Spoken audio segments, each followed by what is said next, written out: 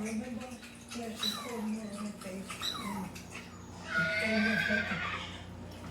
It was a big picture in the newspaper. Very good part of the headline. Everybody knew that. She wasn't some crazy. This was one of our own.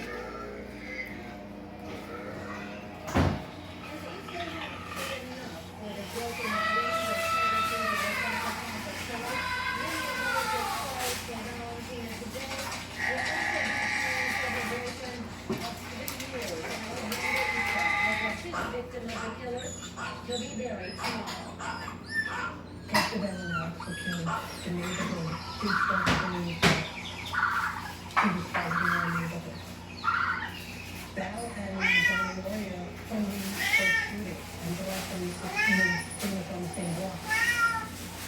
So those shootings were just yards apart.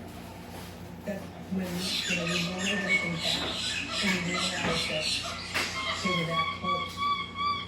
Girls started asking themselves, did I meet this guy at a bar or a disco? Or did I reflect him? Or did they connect to me? Did they know